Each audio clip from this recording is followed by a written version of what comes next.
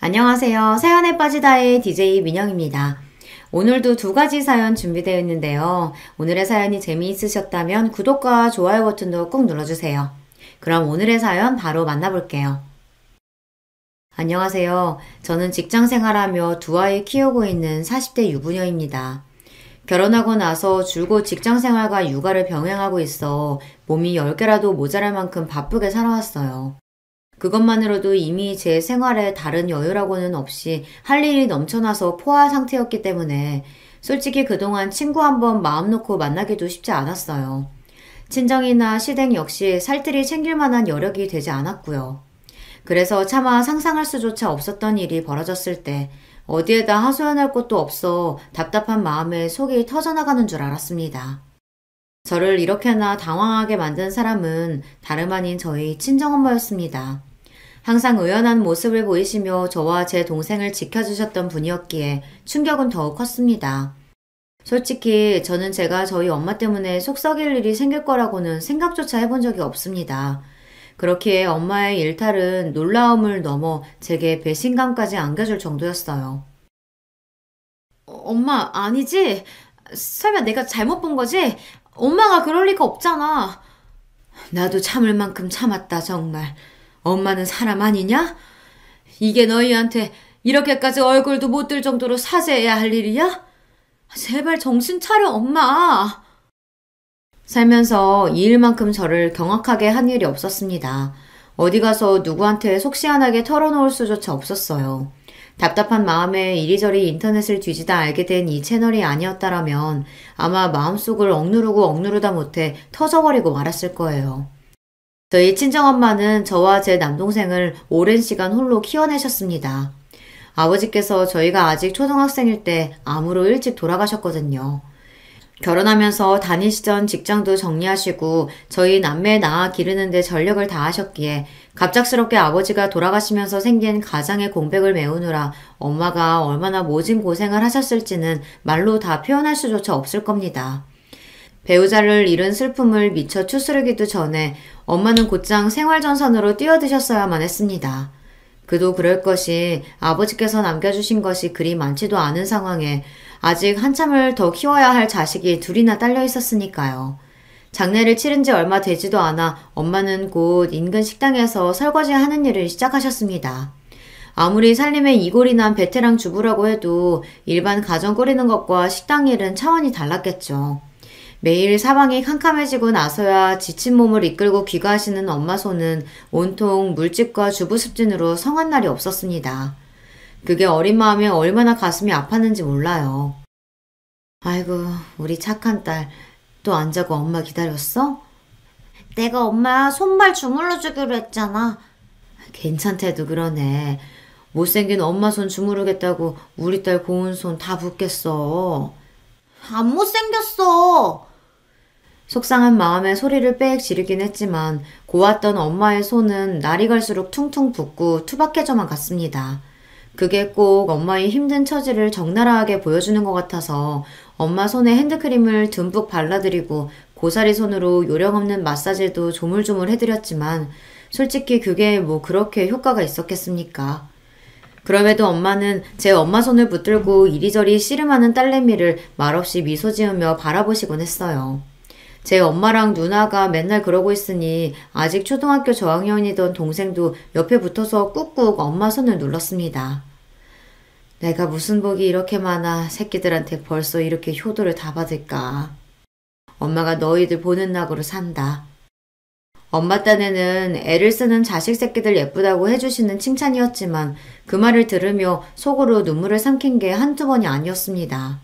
복이 많긴 무슨 복이 많아요. 젊어서 남편 잃고 과부 소리 듣는 것도 천추의 한이 될 판에 가진 것 하나 없어 하루하루 당신 몸 갈아가며 새끼들 키워내는 게 얼마나 고단하겠습니까? 저는 엄마 덕에 대학까지 잘 배워서 남편하고 둘이 벌어 새끼들 키우는 것도 힘들어 죽겠는데 그걸 여자 혼자 힘으로 해낸다는 게 어디 보통 일이겠어요.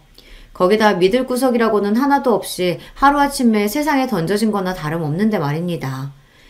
요즘 세상에도 아이 낳고 경력 단절된 여자들 재취업이 하늘의 별 따기라고 하는데 저 클 때야 더 했겠죠. 엄마 손이 상하고 주무시면서도 온몸이 쑤셔 잠꼬대로 앓는 소리를 하시는 걸 듣고 있자면 그게 다 저 때문인 것만 같아 죄송한 마음과 죄책감, 일찍 떠나버린 아버지에 대한 원망까지 작은 가슴속이 뒤죽박죽이 되곤 했습니다. 제가 유난히 엄마 손에 집착한 것 또한 아마 그 때문일 거예요. 저희 앞에서는 차마 티를 내지 못하셨습니다만 아버지 떠나시고 한참이 지나서도 여전히 남편의 빈자리 때문에 힘들어하신 건 역시 알면서도 모른 척 했습니다. 유난히 밖에서 더 고단한 일이 있거나 힘에 부치는 일이 있었던 날에는 저희 다 재워놓고 불도 켜지 않는 거실에서 안주 하나 없이 소주 한 잔을 들이키는 엄마 뒷모습을 몰래 지켜보곤 했습니다. 그럴 때 엄마 양 어깨는 평소보다도 더 축 처져 있었어요. 그게 엄마를 작아 보이게 만들었습니다. 이내 그 작은 어깨가 미세하게 떨리며 엄마의 숨죽인 울음소리가 거실에 작게 맴돌았죠. 지수 아빠, 지수 아빠. 저도 나이를 먹고 결혼해 아이를 낳아 키우면서 직장생활이나 아이 문제로 자기감을 느껴보지 않은 게 아닙니다. 넘치지는 않지만 그래도 나름대로 읽은 것도 있고 남편과 둘이서 함께 헤쳐나가면서도 세상살이가 그리 녹록하지만은 않더라고요. 가끔은 다 그만두고 싶어질 때도 있어요. 그럴 때 배우자의 존재가 얼마나 큰 힘이 되는지 내가 혼자서 지금의 나로 살 수 있었을까 하는 생각이 들면 아찔해질 지경입니다. 그리고 그런 생각이 들 때마다 그 벅찬 삶의 무게를 오롯이 홀로 짊어지고 이제는 빈자리가 되어버린 옆자리의 허전함에 소리도 크게 내지 못하고 울던 젊은 날의 엄마 모습이 떠오릅니다. 차라리 시원하게 울어서 마음의 응어리를 잠시나마 풀어내셨더라면 조금은 후련하셨을까요? 어린 자식 새끼들이 혹시나 당신 울음소리에 깰까 싶어 애써 울음을 삼키던 엄마 등을 토닥여줄 수 있다면 얼마나 좋을까. 지금도 힘든 날에는 그런 생각을 하곤 합니다. 가정 환경이 이렇다 보니 저나 제 동생이나 어떻게든 엄마를 기쁘게 해드리고 싶은 마음에 일찍 철이 든 편이에요. 저도 저지만 동생은 저보다도 더 어렸었는데 얼마나 엄마 손길이 그리웠겠어요. 그런데도 엄마가 일 나가시고 그 빈자리를 대신하는 누나 말 얌전히 잘 들으며 공부 열심히 하는 동생을 보면 기특하기도 하고 짠하기도 했습니다. 아마 엄마가 보는 저희 남매 모습 역시 크게 다르지는 않을 것 같아요. 어떻게든 저들끼리 얼른 커서 제 몫을 하겠다는 아이들이 대견하기도 너무 일찍 철이 들어버린 아직은 조그만 자식들이 애처롭기도 하셨겠죠. 집안 형편이 조금씩 피기 시작한 것은 식당 일을 그만두신 엄마가 새로이 보험 영업 일을 시작하면서부터였습니다. 평소에도 그리 강골은 아니셨던 엄마셨기에 몇 년 동안 식당 일을 하신 것 자체도 무리가 많이 되셨을 터였습니다. 엄마가 그렇게 버틸 수 있었던 것은 오로지 새끼들 먹여 살려야 한다는 절박한 마음에서 비롯된 거였겠죠. 그야말로 정신력으로 버티셨을 겁니다. 주변 사람들도 이런 사정을 모르는 게 아니다 보니 그런 엄마를 안타까워 하셨습니다. 보험 영업 일도 지인의 권유로 시작하게 되었거든요. 엄마가 원래부터 사교적인 성격이신 건 아니었는데 환경이 사람을 만든다는 게 아주 틀린 말은 아니었던지 보험 일을 하기 시작하면서부터 열심히 사람을 만나고 다니며 영업에 열을 올리셨습니다. 그 또한 무던히도 노력하신 끝에 얻어낸 성과셨겠죠. 엄마가 너만 하던 때는 하도 수줍음이 많아서 친구 사귀는 것도 참 어려웠는데 오죽하면 새학년 올라가면 새로 친구 사귀어야 하니까 학교 가기 싫을 정도였어. 그런 성격도 변하긴 하더라. 내가 저 사람 한 사람 더 다가가서 일 따내면 그걸로 내 새끼들 입에 뭐라도 하나 더 넣어줄 수 있다고 생각하니 사람이 못할 일이 없더라. 지금 생각하면 나도 내가 어떻게 그렇게 뻔뻔스럽게 굴었나 싶어서 신기할 지경이라니까. 저랑 제 동생 다 시집장가 보내고 이제 죽어도 여한이 없다며 기분 좋게 취하신 엄마가 해주신 말씀입니다. 엄마의 노고야 저희 남매 모두 잘 알고 늘 감사하는 마음이었으나 본인 입으로 직접 저런 말씀을 해주신 건 그때가 처음이었습니다. 엄마는 후련하게 말씀하시는데 그걸 듣는 저랑 제 동생은 마음이 너무 아려서 눈물을 참느라 입술을 꽉 깨물어야 했어요. 이제 각자 가정을 꾸릴 수 있을 만큼 자식들 다 장성했으니 더 이상 그런 고생은 하지 마시고 편하게 지낼 수 있도록 최선을 다하리라 다짐했습니다.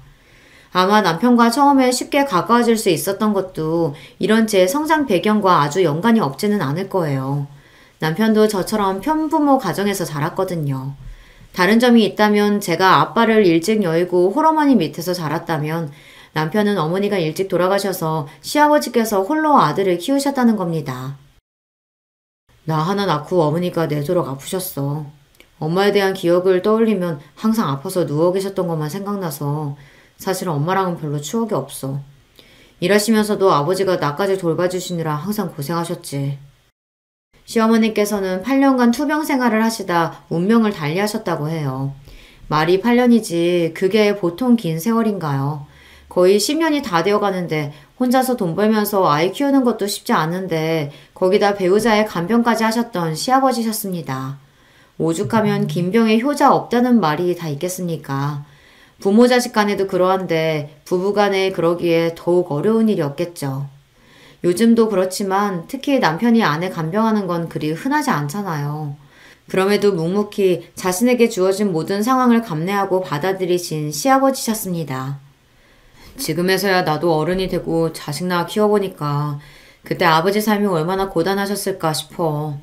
부부 둘이서 힘든 일 함께 헤쳐나가며 같이 자식 키워도 쉽지 않은 게 삶인데 그 짐을 죄다 홀로 짊어지셨으니 그래서 그런가 아버지만 생각하면 감사하기도 죄송하기도 죄스럽기도 해. 제가 저희 엄마한테 느끼는 감정이 딱 그랬을 겁니다. 그렇다 보니 남편과는 공감대가 깊을 수밖에 없었어요. 제가 엄마가 그렇듯 남편에게 아버지란 존재가 얼마나 소중하면서도 무거운 존재일지 이해가 되었습니다. 시아버지께서는 말씀이 많으신 편은 아니셨지만 항상 다정하셨어요. 시집오고 첫 시어머니 제사가 있던 날 부랴부랴 퇴근하고 시댁에 갔더니 이미 혼자서 제사상 준비를 다 맞춰놓으셔서 얼마나 안절부절 못했는지 모릅니다. 내 안사람 챙기는 일인데 내가 하는 게 당연하지. 새아기 네가 미안할 게 뭐가 있어. 나야 늘 하던 일 한 건데 뭐. 무심한 듯 말씀하시지만 그 이후로도 제게 며느리로서 어떠한 의무를 강요하시거나 시댁 살림 일체에 단 한 번도 손대도록 두신 적이 없던 시아버지십니다. 이런 아버지의 영향인지 남편도 결혼 전부터 살림이나 요리가 아주 수준급이었어요. 저도 엄마 일하러 나가시고 안 계시는 동안 동생이랑 같이 이것저것 해먹으며 집도 나름대로 치운다고 치우며 살았는데 남편 하는 거에 비하면 그건 살림 축에도 못 듭니다. 시아버지께서도 손맛이 아주 좋으신 편이시니 이건 남편이 본인 아버지 보고 배운 게 맞겠죠. 어릴 적부터 아버지가 살림하시는 걸 보고 자라서 그런가. 나한테는 그냥 당연한 일이야. 여자고 남자고를 떠나서 사람이 성인이 됐으면 자기 밥 정도는 당연히 알아서 차려 먹을 줄 알아야지. 그러니까 당신도 괜히 결혼했다고 연애할 때보다 뭘 더 하겠다느니 그런 부담 가질 필요 없어. 본인 아버지 닮아 다정한 말을 참 무심하게도 하는 남편이었습니다. 엄마가 저희 남매 키우면서 하도 고생을 하셔서 그런가 사실 결혼에 대한 두려움이 있었던 저였거든요. 아마 남편의 저런 다정한 성정이 아니었다면 애를 둘이나 낳을 엄두조차 내지 못했을 거예요. 결혼 전에는 저처럼 편부모 가정에서 자랐다는 소리에 다소 걱정을 하시던 저희 엄마도 남편이 저한테 하는 걸 보고는 그만 정을 듬뿍 줘버리고 말았습니다. 요새 남자들은 우리 딸랑은 다르다더니 아무리 그래도 그렇지 조서방 같은 남자가 다 있구나 싶다. 우리 딸이 엄마 닮아 남자 보는 눈이 있네. 흐뭇하게 말씀하시는 엄마를 보니 괜히 쑥스러워서 마음에도 없는 말이 튀어나오더라고요. 남자 보는 눈은 무슨 지금껏 우리 키운다고 그렇게 고생해놓고 그런 소리가 나와? 그거야 너희 아빠가 일찍 아파서 그랬던 거지. 너희 아빠도 타고난 성정은 다정한 사람이었어. 너희가 잘 기억을 못해서 그렇지. 너희 아기 때도 얼마나 물고 빨고 예뻐한 줄 알아? 나한테도 참 잘했고. 사람 병드는 걸 무슨 수로 미리 알았겠어. 너희 아빠 참 좋은 사람이었어, 지수야. 뜻밖의 훅 들어오는 아빠에 대한 이야기에 그만 눈시울이 시큰해지고 말았습니다. 애써 눈물을 꾹꾹 눌러 참으며 짐짓 아무렇지 않은 듯 화제를 돌렸습니다. 아빠 하나 가지고 그러는 거면 표본이 너무 적은 거 아니야? 엄마 결혼하기 전에 만난 남자친구들은 다 정했어? 남자친구들은 무슨? 내 팔자에 남자가 그리 많겠어? 그래도 참 좋았던 사람 하나는 있었지. 농담처럼 꺼낸 말인데 정말 누가 있기는 있었던 모양인지 잠시 젊었던 그 시절로 돌아간 것처럼 엄마 눈이 아련해졌습니다. 기껏해야 아빠 하나 만나고 시집 와서 내도록 고생한 줄 알았더니만 그래도 엄마한테도 훗날 추억할 만한 상대가 있었다는 생각이 들자 엄마도 여자였구나 하는 생각이 새삼 들더라고요. 도대체 얼마나 근사한 분이셨길래 우리 지은승 여사를 이렇게 추억에 짓게 만들어? 응? 얘기 좀 더 해봐, 엄마. 아유, 내가 괜한 소리를 다 했다. 딸내미 시집 갈 때가 되니까 괜히 나까지 기분이 말랑말랑해져서는. 다 늙어서 정말 주책이다. 그냥 못 들은 셈 쳐. 사람 궁금하게 만들어놓고 이제 와서 그러는 게 어딨어. 말 좀 더 해보라니까? 그렇게 한참 투닥거려도 더 말씀해 주시지를 않더라고요. 엄마의 첫사랑 이야기라니 아빠가 엄마의 첫사랑이 아니었다는 것도 속으로 좀 놀라웠고 엄마한테도 감춰진 옛사랑이 있다고 생각하니 왠지 모르게 간지러운 기분이 들기도 했습니다. 결혼 전에 저도 시아버지께 이미 인사를 드린 바가 있었고 남편 역시 연애할 적부터 저희 엄마한테 참 살갑게 잘했어요. 두 분 모두 저희를 예쁘게 봐주신 덕분에 아직 저희끼리 결혼 이야기를 본격적으로 주고받기도 전부터 양쪽 어머니 아버지께서 저희 결혼을 기정사실로 받아들이고 계셨어요. 결혼 준비를 시작하면서 어른들 반대 같은 건 걱정해 본 적도 없었습니다. 사실상 허락이야 진작에 하셨던 거고 양가 부모님 상견례만 당연히 의례로 남아있을 뿐이었죠. 말이 거창해서 상견례지 남편 쪽이나 저나 식구가 참 단촐했습니다. 저희 집이야 어른이라고는 엄마 한 분에 형제도 남동생 하나가 전부였으니까요. 남편 쪽은 더했어요. 외아들인 남편 하나 보고 사별한 이후에도 시아버지께서는 단 한 번도 재혼 이야기를 꺼내신 적이 없다고 했습니다. 우리 엄마야 아버지 돌아가신 직후에 워낙 우리 집 상황이 안 좋기도 했고 목구멍이 포도청이었으니까 그렇다고 치더라도 자기네 집안은 그 정도는 아니었잖아. 집안 형편도 나 어릴 때보다는 여유 있다고 했고 분명 주변에서 재혼하라고 누구 소개시켜준 애 만에 가만히 뒀을 리가 없는데 지금껏 혼자시라니. 아버님도 참 대단하시다. 사실 남자 혼자 자식 키우면서 그 나이까지 홀로 지내는 게 쉬운 일이 아니잖아. 나라고 그런 얘기 왜 안 해봤겠어. 새엄마 생기면 혹시 구박당하지 않을까 하는 철없던 생각도 머리 좀 굵고 나서는 딱히 해본 적도 없고 아무려면 우리 아버지 같은 사람이 재혼하면서 그런 것도 안 따지겠나 하는 믿음이 있었으니까. 그래서 내가 나도 이제 클 만큼 컸으니까 아버지도 연애 좀 하시고 좋은 아줌마 있으면 재혼도 하시랬더니 아버지가 뭐라고 하시는 줄 알아? 머리에 피도 안 마른 게 다 컸다는 소리는 잘도 한다면서 꿀밤 맞았어. 너 한참은 더 커야 한다고. 자기 재미 빼앗을 생각하지 말래. 당신은 이미 사랑은 질리도록 해봤으니 쥐뿔도 모르는 너나 무럭무럭 커서 장가 잘 갈 생각하라고. 와, 아버님이 어머님을 정말 많이 사랑하셨나 보다. 대단하신 아버님. 실은 나는 그건 잘 모르겠어. 내 기억 속의 두 분은 항상 아버지가 어머니 돌봐드리고 보살펴드리고 그런 것뿐이라서 두 분 사이에 애틋함이 남아있을까 싶기도 하고. 자기도 아버님 아프셨으니 이해하겠지만 간병이 쉬운 일도 아닌데 그걸 하루 이틀도 아니고 그 긴 시간 동안 했으니 어디 그게 사랑만으로만 가능하겠어? 그렇게 말씀은 안 하시겠지만 어느 정도 의무감도 있으셨겠지. 나는 지금이라도 좋은 분만 나타나시면 아버지 그만 혼자 계셨으면 좋겠어. 지금까지 혼자서 흘려보낸 아버지 청춘만 해도 너무 아깝잖아. 자식들이 옆에서 너무 부추겨도 민망해 하실지도 몰라. 우리 엄마도 딸내미 시집 가기 전에 엄마가 먼저 시집 가야 하는 거 아니냐고 하면 말도 안 하는 소리 한다고 아직도 얼마나 부끄러워하시는데. 또 모르지. 자식들 보기 민망해서 차마 말씀은 안 하셨을지 몰라도 그동안 우리 모르게 연애도 하고 그러셨을지도. 글쎄, 우리 아버지가 과연 그러셨으려나. 그러니까 모를 일이라는 거지, 내 말은. 그렇게 말은 하면서도 저희 엄마가 저희 남매 모르게 어떤 모르는 아저씨와 데이트하는 상상은 잘 되지 않더라고요. 남편 역시 마찬가지인 것 같았습니다. 옆에 짝꿍이 없는 부모님 밑에서 자라다 보니 이런 상상도 하게 되고 기분이 이상했습니다. 어찌되었든 저희 엄마나 아버님이나 뒤늦게나마 좋으신 분 만나신다면 자식으로서 기꺼이 행복을 빌어드리리라는 마음만큼은 진심이었어요. 시간은 흘러 양가 상견례 날이 되었습니다. 앞서 말했듯 결혼 전 양가 인사라 상견례라는 표현을 쓰긴 했지만 사실상 서로 자식 잘 부탁드린다는 인사의 자리였어요. 저희 엄마는 남편을 이미 조서방이라고 부르고 계셨고 저는 시댁의 유일한 아가가 되었어요. 집안에 남자 어른이 없는 제 남동생을 남편이 친동생처럼 살뜰하게 챙겨주었기에 둘 역시 서로가 가족이라고 생각하고 허물없이 지내고 있었고요. 지수야, 엄마 진짜 괜찮니?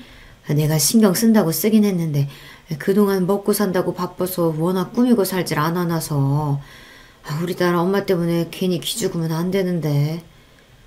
무슨 소리야. 곧 시집갈 나보다 엄마가 훨씬 예쁘니까 쓸데없는 걱정하지 마세요. 제가 저희 집 개혼이다 보니 자식 보내는 모든 절차가 처음인 엄마셨어요. 게다가 이런 중대사를 함께 상의할 남편도 없이 혼자서 해결해 나가야 하다 보니 가뜩이나 신경이 많이 쓰이셨던 것 같습니다. 시아버지를 처음 뵈러 나가는 자리가 꼭 본인 결혼 전 상견례에 나가는 것처럼 긴장하신 엄마셨어요. 정작 결혼 당사자인 저는 그 정도로 긴장하지 않았었거든요. 되려 제가 엄마 긴장을 풀어드려야 했어요. 그만큼 제 시아버지 되실 분한테 좋은 인상을 남기고 싶으셨던 거겠죠. 결국 그게 다 딸 자식 잘 봐달라는 친정엄마의 애틋한 마음이라는 걸 알고 보니 그런 엄마 모습도 뭉클하더라고요. 우리 아버님 얼마나 점잖으시고 좋은 분이신데 분명 두 분 서로 마음에 들어 하실걸? 내가 보기엔 엄마나 아버님이나 결이 같은 사람들 같아. 그렇게 확신하며 상견례 장소로 엄마와 함께 들어섰어요. 약속 장소에는 이미 남편과 시아버지께서 도착해 계셨습니다. 저를 보고 평소와 같은 부드러운 미소를 짓던 시아버지께서 제 뒤에 함께 들어오시던 저희 엄마를 보고 순간 멈칫하셨습니다. 뒤돌아보니 엄마 역시 시아버지 얼굴을 보고 순간 당혹스러워하시는 기색이었어요. 혹시 두 분이 일면식이 있으신 사이인가 싶어 다시 두 분을 휙 돌아보자 언제 그랬냐는 듯 두 분 표정이 다시금 평정을 찾으셨습니다. 내가 괜히 예민하게 받아들인 건가. 하긴 아까 여기 문 열고 들어오기 전까지 상견례에 대한 긴장감을 감추지 못하시던 엄마를 떠올리니 순간 긴장하셔서 그러셨나 보다 하고 대수롭지 않게 그 묘한 기시감을 넘겨버렸습니다. 상견례 분위기는 아주 좋았어요. 이미 피차 서로 가정사에 대해서는 알아야 할 건 모두 다 알고 있었고 이미 결혼 준비도 본격적으로 시작되었어요. 이 자리는 장차 사돈일 때 두 분 어른들의 안면을 익혀두는 데 의의를 둔 자리였어요. 그러니까 친목 자리나 다름없었죠. 아버님 여기 음식 참 괜찮죠? 지난 엄마 생신 때 가족들이랑 함께 왔던 곳인데 너무 괜찮길래 아버님도 꼭 모시고 싶었어요. 그래 고맙다. 음식이 아주 내 입맛에 맞는구나. 네가 신경 많이 썼겠다. 아버님 여기 관자도 참 맛있어요. 저번에 먹어본 관자가 맛있었던 기억이 나서 시아버지 앞으로 밀어드리려는데 옆에 앉아 계시던 엄마가 관자가 든 접시를 슬쩍 밀고서는 섭산적이 든 접시를 시아버지 앞쪽으로 밀어드렸습니다. 의아함에 엄마를 쳐다보자 아차 싶으셨는지 엄마가 그러시더라고요. 저번에 보니까 이 집이 섭산적을 참 잘하길래 드셔보시라고. 와, 벌써부터 아버지가 저보다 인기가 좋네요. 남편의 너스레에 부드럽게 넘어갔지만 엄마 행동이 조금 이상하게 느껴졌습니다. 그렇게 상견례 잘 치르고 나와서 엄마한테 참았던 궁금증을 풀어놓았어요. 엄마, 혹시 전에 아버님 뵌 적 있어? 아니, 내가 그분 뵐 일이 뭐가 있어? 없어. 화들짝 놀라서 얼른 손사래를 치시는 엄마 반응이 석연치 않았으나 본인이 그거 아니라고 하시는데 뭐라고 하기도 참 애매했어요. 진짜지? 정말 우리 아버님 전에 만난 적 없지? 그럼 내가 뭐 한다고 너한테 그런 걸 속이겠어? 엄마가 우리 딸내미 잘 봐달라고 너무 긴장을 했는가 보다.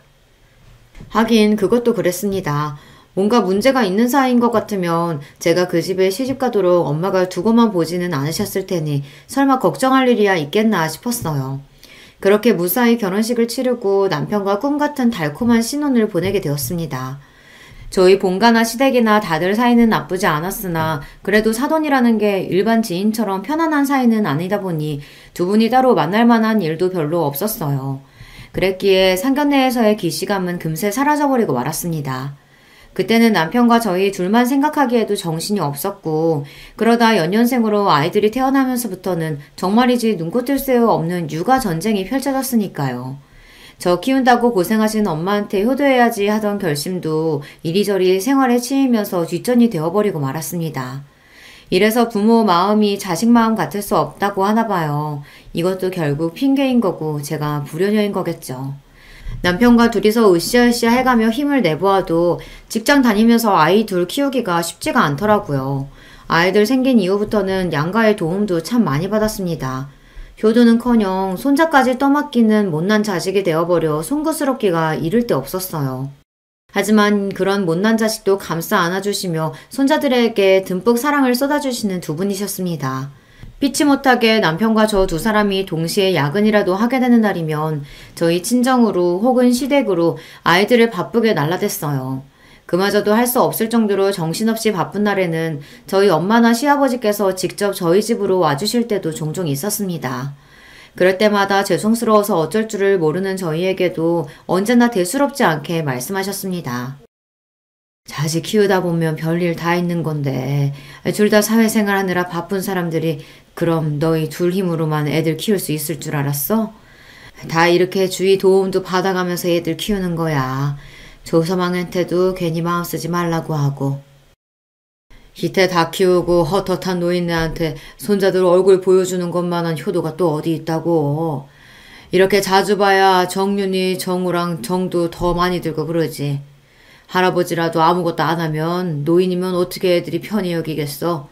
덕분에 나도 요즘 시간 가는 줄 모르고 무료하지 않게 잘 보내고 있다. 그러니까 너무 그럴 거 없어. 두 분 도움이 없었더라면 저희 부부가 누굴 믿고 아이들을 마음 놓고 맡길 수가 있었겠어요. 가정을 꾸리고 이 나이를 먹어서도 부모님 은혜를 입고 사는 저희들이었습니다. 두 분께는 항상 감사하고 죄송스러운 마음이었죠. 그날은 저희 부부가 회사에서 제공하는 종합검진을 받는 날이었어요. 공교롭게도 시기가 겹치는 바람에 이왕 이렇게 된 거 검진 날짜를 맞춰서 간만에 남편과 평일 대낮에 데이트를 하기로 했습니다. 결혼 전에는 짬짬이 점심시간이라도 서로 얼굴 보면서 짧은 평일 데이트를 즐기고는 했습니다. 저희 둘 다 회사 거리가 그리 멀지 않은 편이었거든요. 그것도 아이들 태어나서는 엄두도 못 낼 일이었습니다. 그럴 여유가 있다면 어떻게든 근무 시간 내에 업무를 끝내고 한 사람이라도 일찍 아이들 보러 곧장 집으로 들어가야 했으니까요. 비록 내시경 검사 때문에 쫄쫄 굶는 공복 상태이긴 했어도 오랜만에 연애할 때로 돌아간 것 같아서 기분은 좋았습니다. 그렇게 가볍게 속을 채우고 벌써 예전부터 가보고 싶었지만 도저히 짬을 낼 수 없어서 항상 미루기만 했던 카페에도 가보기로 했습니다. 아, 이게 정말 얼마만의 여유야. 집에서는 커피 한 잔 제대로 마실 수가 없었는데. 좋다 진짜. 그렇게 좋아? 우리 마마님 이렇게 좋아하실 줄 알았으면 진작 시간 만들걸. 내가 잘못했네. 아휴, 자기라도 뭐 어디 그럴 시간이나 있었어? 말만 들어도 좋네. 그렇게 서로 싱그러운 너스레를 주고받으며 드물게 주어진 평일 낮의 여유를 즐기고 있었습니다. 전면 유리창으로 된 그 카페에서 가장 목이 좋은 자리에서 창밖을 바라보니 바쁘게 지나는 사람들조차 멋진 풍경처럼 보였어요. 선팅이 잘 되어 있어서 눈이 부시지도 않고 밖이 훤히 보이는 것과는 달리 바깥에서는 안이 보이지도 않았죠. 그렇게 기분이 좋아져 작게 흥얼거리며 바깥 풍경을 감상하고 있는데 저쪽에서 낯익은 얼굴들이 보이기 시작했어요. 저거 아버님 아니야? 우리 아버지가? 이쪽 동네에는 오실 일이 없으신데 어디? 손가락을 가리키며 입을 열려던 찰나 순간 제가 얼어붙은 듯 아무 말도 하지 못했습니다. 저기 왜 그래? 저기 우리 아버지 맞네? 금세 자기 아버지를 찾아낸 남편 역시 순간 말을 잃었어요. 제가 목격한 것을 곧장 남편도 발견하고 말았으니까요. 시아버지는 혼자 계시는 게 아니었습니다. 웬 여성분과 함께였어요. 시아버지께서 뒤돌아 정중하게 에스코트를 한 그 여성은 다름 아닌 제 친정엄마였습니다. 아니 두 분이 무슨 일로 같이...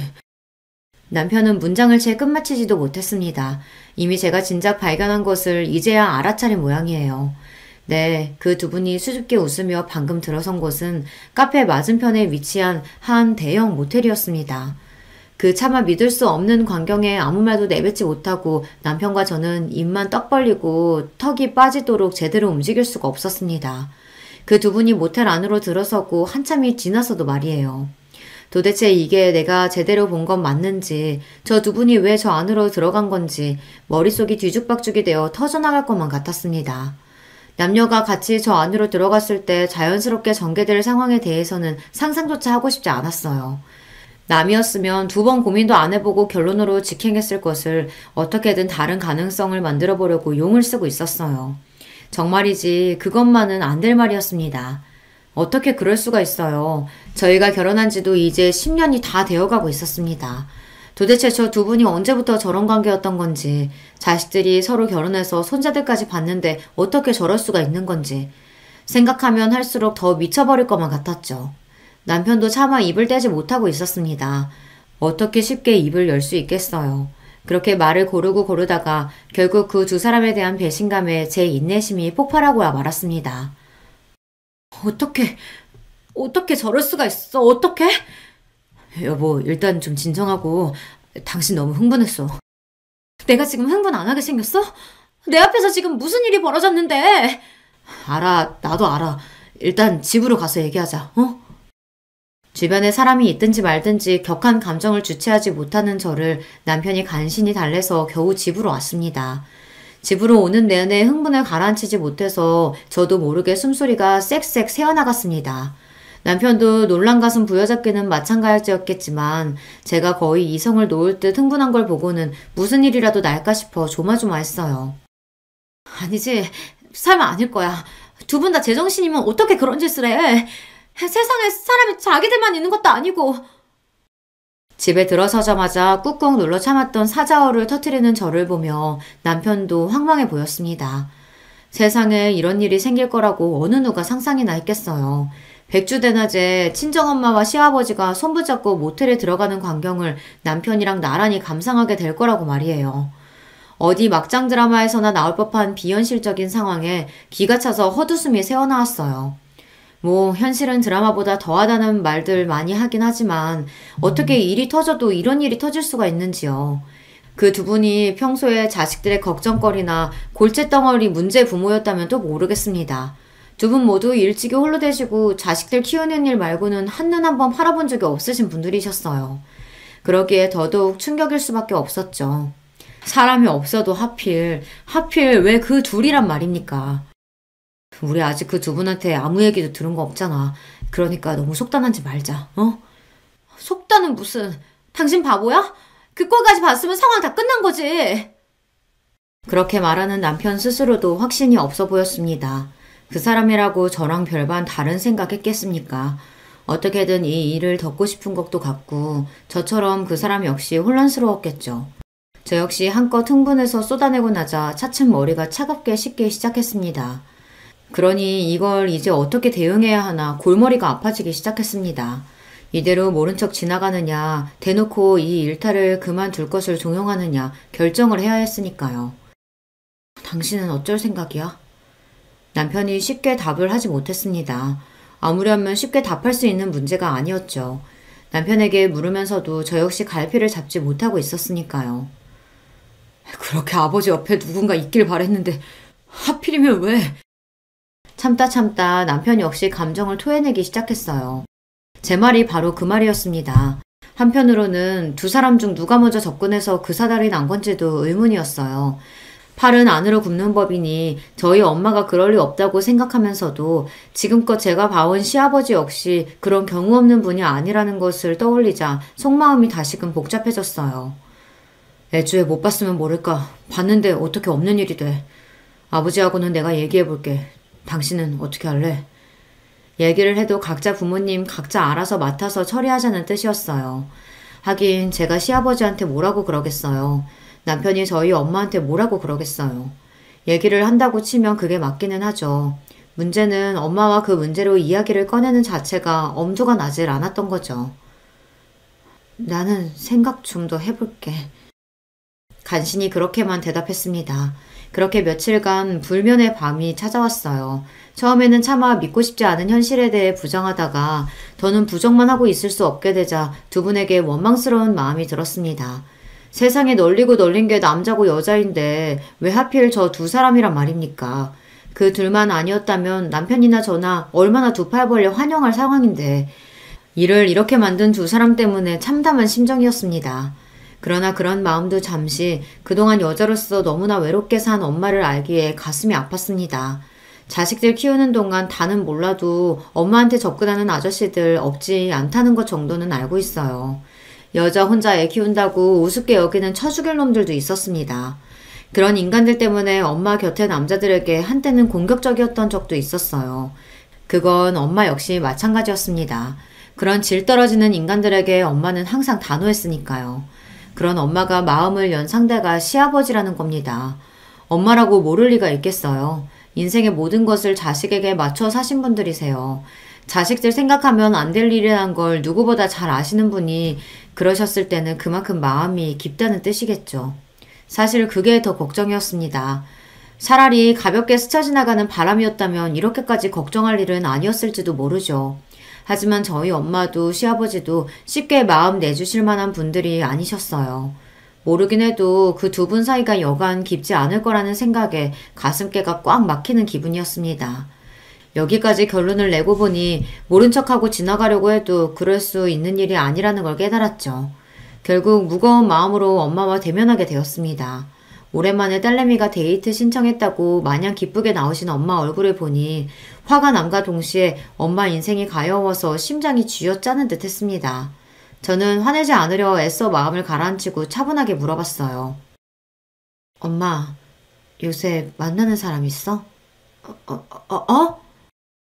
엄마가 눈에 띄게 당황하기 시작했습니다. 찔리는 구석이 있으니 더 그랬겠죠. 흥분하지 말자 속으로 다시 다짐하며 본론을 꺼냈어요. 그게 우리 아버님이야? 엄마 표정이 새파랗게 질려버렸습니다. 찻잔을 쥔 손이 덜덜 떨렸어요.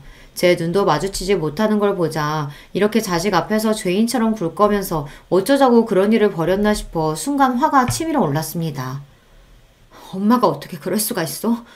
다른 사람도 아니고 우리 아버님이랑! 거기까지 소리를 치다 순간 누가 들을까 싶어 말문이 확 막혔습니다. 그래요. 남들이 들을까 무서운 얘기였어요. 그러자 엄마가 차마 소리도 내지 못하고 눈물을 뚝뚝 떨구기 시작했습니다. 엄마의 눈물까지 보게 되자 가슴이 정말 미어지는 듯 했습니다.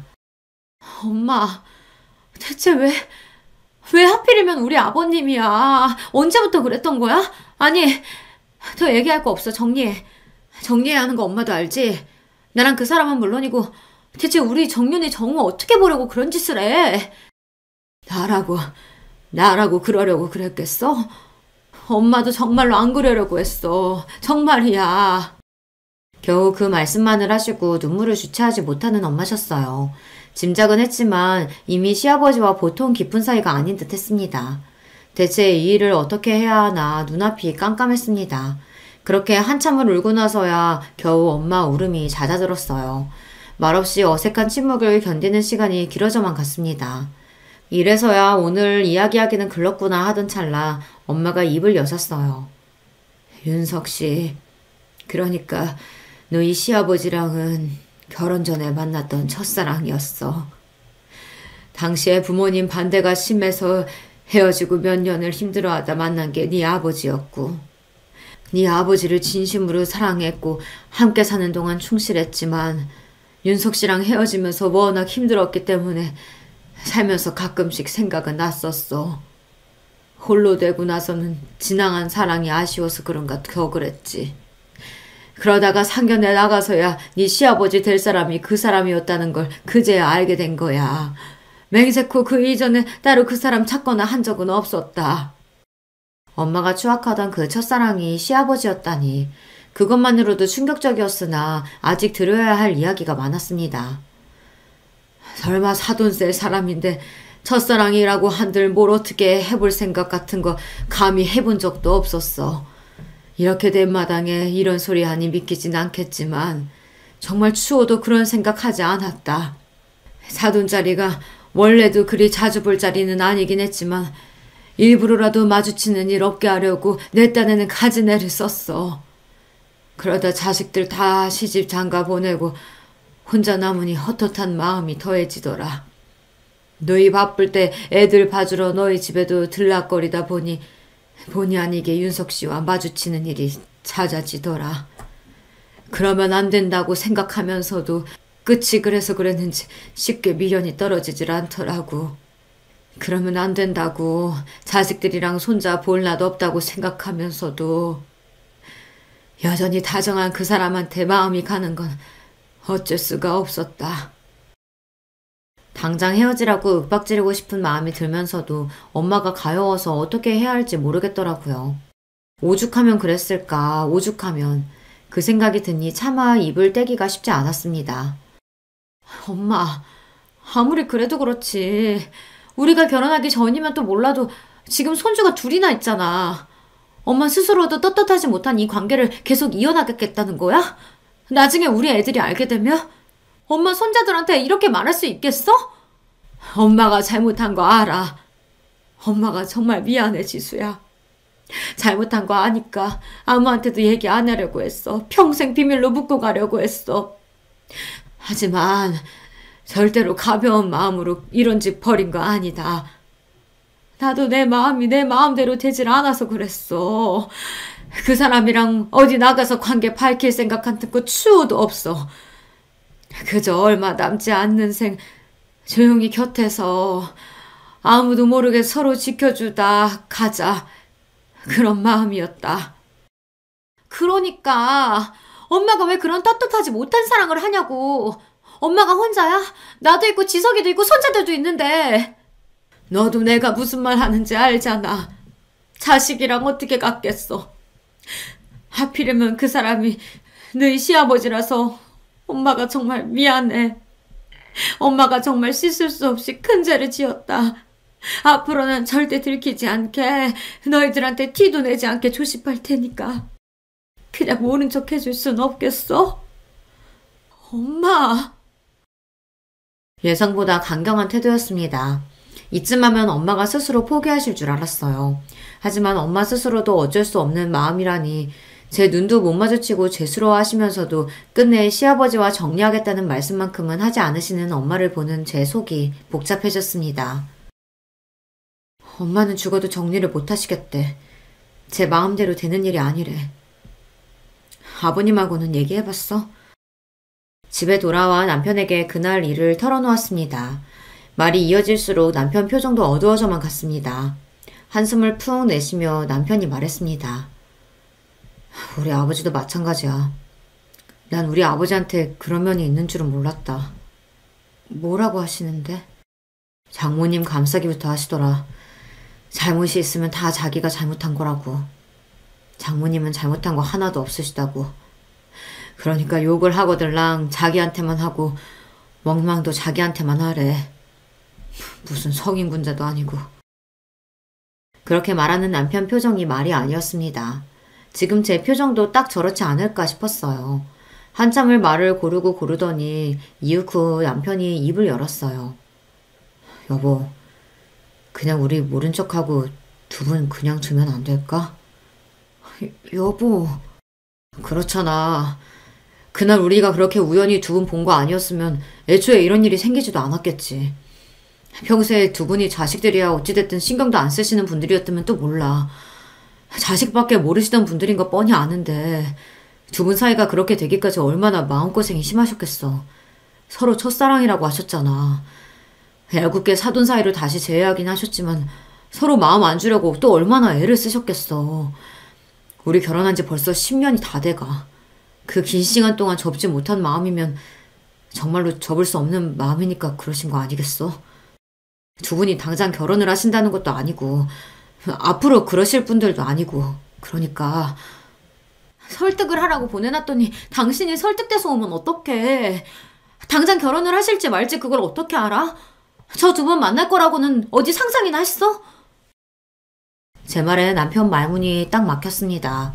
저라고 어디 저희 엄마한테 상처 주는 말 하고 싶었겠어요. 하지만 이게 사회적 통념이었어요. 이번에야 우리 둘한테 들켜서 그나마 집안 문제로 넘어갔지. 혹시 두 분이 사돈인 걸 아는 다른 사람들이 보기라도 했으면 어떻게 됐겠습니까?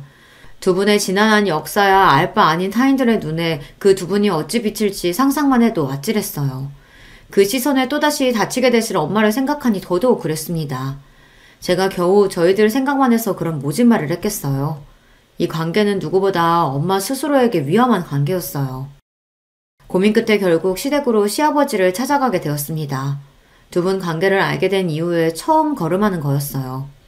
그만큼 시아버지 얼굴을 뵙기가 쉽지 않더라고요. 시아버지 역시 마찬가지였겠죠. 엄마와 마찬가지로 죄인처럼 제 얼굴을 제대로 찾아보지도 못하는 시아버지를 보니 마음이 배로 무거워졌습니다. 네가 얼마나 황당하고 황당한 마음일지 내가 짐작조차 할 수가 없구나. 너나 우리 희태에게는 정말 입이 10개라도 할 말이 없다. 아버님, 정말 다시 생각하실 순 없으시겠어요? 네가 뭘 걱정하는 줄 안다. 우리도 그날 이후로 따로 안 보고 연락만 주고받고 있어. 너희들을 허락받고 만난 건 아니었지만 모르면 몰라도 너희가 알고 있는데 너희 허락받지 않고 만나는 건 정말 너희를 기만하는 것 같아서. 애초에 암만하셨다면 기만이 아니었을 텐데 이제 와서 고지식하게 저희 허락만을 간절히 바라시는 것 또한 딱 두 분 같으셨어요. 인정하기 싫지만 두 분이 마음으로 이어져 있다는 걸 인정하지 않을 수가 없었습니다. 나도 그렇지만 은숙 씨도 지금까지 살아온 인생이 녹록지 않다는 거 너도 잘 알고 있지 않니? 우리는 크게 뭘 바라는 게 아니야. 이 나이에 감히 살림 합친다는 그런 말도 안 되는 생각 해본 적도 없다. 그저 더는 옆이 외롭지 않게 남들에게 티내지 않고 가는 날까지 서로 의지하면서 살도록 도와줄 수는 없겠니? 이쯤 되니 저도 그만 설득할 의욕을 상실하고 말았습니다. 네, 사회적으로 쉽게 용인될 만한 일이 아니라는 건 누구보다 잘 압니다. 그렇다고 어린아이들도 아니고 이제 인생의 황혼기에 접어든 두 분을 어디 강제로 묶어놓을 수도 없고 제가 떼어놓는다고 해도 결국은 돌고 돌아서 서로 만날 분들이라면 애초에 제가 어떻게 손을 쓸 수 있는 일도 아니지 않습니까? 무엇보다 시아버지는 제가 그동안 보았던 제 엄마한테 관심을 표하던 그 어떤 사람보다도 제 엄마를 소중하게 여기며 정중히 말씀하고 계셨어요. 엄마 인생에 마음에 든 남자로부터 은숙 씨라는 이름이 불려본 것이 얼마만일까 생각하니 자식으로서는 한사코 말리고 싶으면서도 같은 여자로서는 그런 엄마 마음이 이해가 가지 않는 것도 아니었습니다. 결국 저는 두 분께 백기를 들고 말았어요. 나도 이제 몰라. 엄마 마음대로 해. 단 저번처럼 누구한테 들키거나 하면 그걸로 끝인 거야. 재혼이라도 하려고 치면 그땐 엄마 딸 죽는 날이니까 꿈도 꾸지 말고. 재혼이라니 그런 말도 안 되는 생각 해본 적도 없어. 엄마 정말 죽은 듯 티도 내지 않고 정말 조용하게 아무도 모르게 할게. 네가 이 정도까지 봐주는 게 내 입장에서 얼마나 큰 마음 먹었는지 안다. 네가 걱정하는 일 생기지 않도록 절대 실망시키지 않을게. 약속할게. 됐어. 제발 상처만 받지 마. 나 엄마한테 바라는 거 그거밖에 없어. 그렇게 엄마랑 얼싸안고 한참을 울었습니다. 세상 사람이 뭐라고 하든 저한테 제일 중요한 건 저희 엄마 행복뿐이었습니다. 딸이 되어 더 일찍 그걸 빌지 않는 게 미안했어요. 그저 두 분이 서로 상처가 되지 않고 남은 생의 위로가 되어주시길 바라고 또 바랬습니다. 그리하여 두 분은 여전히 아무도 모르게 조용한 만남을 이어가고 계십니다. 결론이 너무 싱거운가요? 하지만 인생이 너무 극적인 것도 당사자들에게는 피곤한 일이잖아요. 무엇보다 저는 제 엄마의 인생이 드라마틱해지는 게 지금의 가장 큰 두려움이에요. 그러니 앞으로도 그런 일은 없었으면 싶어요. 저희 부부 앞에서는 자제하시지만 저희에게 들킨 후로 두 분은 오히려 후련해 보이십니다. 표정도 한결 편안해지신 게 서로를 많이 의지하시는 것만큼은 사실인 것 같아요. 어디에도 털어놓지 못한 이야기 덜어내니 제 마음도 좀 가벼워지네요. 긴 이야기 들어주셔서 감사합니다. 안녕하세요. 갑자기 문득 제 인생 이야기를 혹시 사연으로 적어본다면 조금은 특별하게 보이지 않을까 싶어지더라고요. 제가 애정을 보내는 이 채널에 그렇게 제 사연을 신청하게 되었습니다. 저에게는 5살 아래의 여동생이 있어요. 아빠, 엄마, 저, 여동생 이렇게 단란한 내 가족의 모습이 제가 기억하는 가장 오래된 제 인생의 장면입니다. 하지만 저희 가족에게는 큰 비밀이 숨겨져 있었어요. 사실 저와 여동생이 이부자매였던 것입니다. 이 엄청난 사실이 가장 처음 어떻게 밝혀졌었는지는 모르겠는데요. 다만 부모님께서 술김에 싸우시다가 하시는 소리를 제가 들었었죠. 이 망할 여편이 같으니라고. 내가 이럴 줄 알았어. 진작 수상하다고 생각을 했었지. 서윤이가 내 딸이 아니라는 생각 내가 진작부터 하고 있었다고!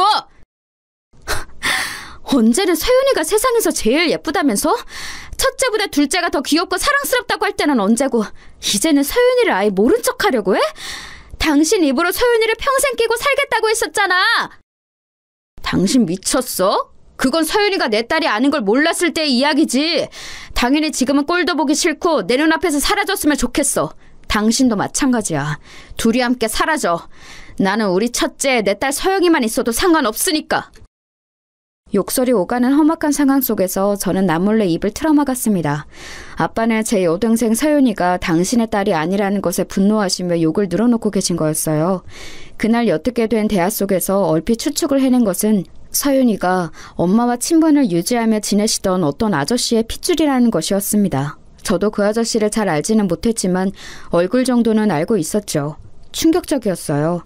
이런 말을 하면 너무 적나라한 것 같지만 서윤이는 저희 가족들 사이에서 혼자 외모가 튀긴 했었어요. 어린 나이에도 코가 오똑했죠. 하얗고 결이 좋은 피부나 웃을 때 입술이 들리는 모양은 엄마와 아주 닮았으나 아빠하고는 조금 더 닮은 구석이 없는 자식이 바로 서윤이였습니다. 당연하리만치 함께 동네를 누비면 저희를 잘 모르는 이웃들은 자매인 걸 전혀 눈치 못 챘어요. 그 정도로 안 닮은 자매였죠. 하필 저도 여동생도 각자 친탁을 한 외모였기 때문입니다. 서윤이의 출생의 비밀이 밝혀진 이후 파국으로 치닫고 말았어요. 부모님께서는 결국 이혼을 하셨습니다. 그리고 두 분 다 저희 자매를 책임지지 않으셨어요. 저는 현실을 믿을 수가 없었네요. 아빠, 저 다 알아요. 서윤이는 아빠 딸 아니고 저만 진짜 아빠 딸 맞잖아요. 근데 왜 저까지 버리시는 거예요? 아빠, 저만 있으면 된다고 하셨었잖아요. 저는 울면서 아빠에게 매달렸지만 소용이 없었죠. 그 과정에서 제 여동생 서윤이도 자신의 비밀을 알게 되었습니다. 그런 것을 이해하고 받아들이기에는 너무 어린 나이였는데 하지만 저 역시 어렸기에 여동생을 배려할 생각조차 당시에는 못했었던 것 같아요. 부모님 두 분 모두 저희를 고아원해버리고 각자의 인생을 살기도 하신 것을 알고는 제가 엄마의 바지가랑이를 잡고 매달려도 봤었습니다. 엄마, 서윤이가 예쁘게 생겼다고, 커서 큰일 할 것 같다고, 탤런트 시켜도 좋을 것 같다고 맨날 그런 말씀하셨었잖아요. 그런데 왜 버리고 가세요? 대체 왜 엄마와 아빠 모두 저희를 버리시는 건데요? 서영아, 이거 놔. 너희를 사랑하지만 없는 형편을 감수하면서 책임지고 키울 정도로 사랑하는 건 아니야. 나는 지칠 대로 지쳤어. 이제 내 인생을 새로 살고 싶어. 너도 크고 나면 나를 어느 정도 이해해줄 거라고 믿을게. 알아서 잘 살아라. 너무나도 큰 상처가 되었습니다. 저희 자매는 졸지에 고아가 되었어요. 친척들은 가뜩이나 왕래가 없었지만 이제는 아예 연락들을 싹 끊고 돌아선 지 오래였습니다. 저희 자매에게는 아무도 없었어요. 고아원의 생활이 시작되었고 서윤이는 은근히 괴롭힘을 당했어요. 얼굴이 예쁘장해서 눈에 띄었는데 고아원 아이들이 시기 질투를 한 거였죠. 그럴 때마다 서윤이는 저에게 달려왔고 저를 의지했습니다. 처음에는 그게 귀찮고 싫었어요. 부모님께서 이혼을 하신 것이, 고아원 생활을 하게 된 것이 모두 다 서윤이 탓인 것만 같아서 어린 마음에 화가 풀리지 않았습니다. 하지만 서윤이가 제가 자기 목숨줄이라도 되는 것 마냥 간절하게 저를 붙잡고 의지하는 모습을 보며 서서히 마음을 고쳐먹었어요. 그 이후로는 제가 서윤이를 지키는 방패가 되었죠. 그건 저에게도 잘된 일이었습니다. 왜냐하면 덕분에 제가 버틸 수 있었거든요. 어린 여동생을 든든하게 지켜주는 것, 이런 의무감을 가지니까 목표의식이 생겨서 하루하루를 살아갈 수 있었어요. 학교에서는 제가 딱히 말을 한 적도 없건만 제가 고아원 생활을 하고 있다는 것을 모두가 알았습니다. 저는 왕따였어요. 고아원에서 산다는 이유로 왕따가 되었고 선생님들께도 외면을 받았습니다. 어떤 선생님 한 분은 저를 두고 부모 없는 애는 신경 안 써도 된다는 식으로 말씀을 하시기도 했었죠. 정말 무식하고 저급한 시절이었던 것 같네요. 어린애가 받을 상처 따위는 신경 안 쓰는 나쁜 어른들 때문에 저는 더욱 고립되었고 서러워서 미치는 줄 알았어요. 남들 다 있는 부모가 왜 저한테만 없어서 이런 시련을 겪어야 하는지 이해할 수가 없었죠. 그런 외로운 생활 가운데 고아원에서 서윤이를 지키며 든든한 버팀목이 되어주는 제 역할은 일상을 지나게 하는 원동력이었을지도 모릅니다. 하지만 예기치 못한 변수가 저희 자매를 기다리고 있었어요. 어느 날 서윤이가 입양을 가게 된 거예요. 제 여동생인데 이제 세상에 단 하나뿐인 제 가족인데 도대체 어디를 가는 거냐면서 저는 담당 선생님을 붙잡고 울었습니다. 언니인 저에게 서윤이 당사자보다 먼저 입양 소식을 먼저 전해주셨거든요. 우는 저를 붙잡고 선생님이 말씀해 주셨어요. 서영아, 너는 또래보다 성숙하고 똑똑하니까 이해를 잘해줄 거라고 믿어서 솔직하게 선생님이 다 얘기해줄게. 우리 고아원이 지금 사정이 별로 좋지가 못해. 그러니까 서윤이가 입양을 가는 건 무척 잘된 일인 거야. 서윤이만이라도 보장된 가정 안에서 잘 살아가게 된다면 기쁜 일 아니겠니? 보장된 가정이라는 건 제 동생이 좋은 집에 입양을 간다는 말씀이세요? 그래, 맞아. 꽤 풍족한 집안에서 서윤이를 데려가겠다고 해주셨어. 이건 다시 없을 기회야. 아주 조심스러운 이야기지만 너희 자매 같은 경우는 아마 친부모님께서 영영 찾으러 오지 않으실 것 같아. 친부모님을 기다리는 건 포기하고 각자의 인생을 하루빨리 계획하고 개척하는 게 옳은 길이야. 누가 기다린다는 거예요? 저랑 서윤이는 부모님을 기다린 적 없어요. 저희를 버리신 분들이라는 건 세상에서 저희가 가장 잘한단 말이에요. 그래, 안다면 다행이네. 네가 동생을 축하해주고 잘 다독여줬으면 좋겠어. 혹시 언니가 되어서는 질투를 할 생각은 아니지? 성인이 되어서도 한참 속상했던 것 중 하나가 그 선생님이 저를 질투쟁이로 염려하셨다는 점이었네요. 동생이 입양을 잘 가게 된 걸 질투하는 언니로 말입니다. 꽤 상처가 되었어요. 그런데요, 당시에 제가 정말 진심으로 질투가 전혀 안 났는가를 따져보자면 그런 것도 아니었습니다. 하늘에 대고 떳떳하지는 못했던 것 같아요. 그때는 저도 어렸으니 어쩔 수 없었다는 변명을 대볼게요. 왜냐하면 저희 집은 언제나 가난했기 때문입니다. 화목했던 기억은 거의 없었고 형편은 늘 지지부진하였죠. 그랬건만 제 여동생이 좋은 환경의 가정을 만나서 잘 살아가게 될 거라는 것이 부러웠고 배가 좀 아팠죠. 저는 아무도 몰래 원장님을 따로 찾아가서 간청을 했었어요. 서윤이와 함께 저도 그 집에 입양을 가면 안 되겠냐는 것이었습니다. 두 손을 모아 비로도 받지만 원장님은 저를 떼어내셨죠. 될 일마저 안 되게 만들지 말라고 하시면서 여동생의 앞날이나 축복해달라고 하시더라고요. 앞으로 평생 못 보게 될 수도 있는 거니까 이별도 후회되지 않게 잘하라고 하셨습니다. 그 소리를 듣고 나니까 심장이 철렁 내려앉더라고요.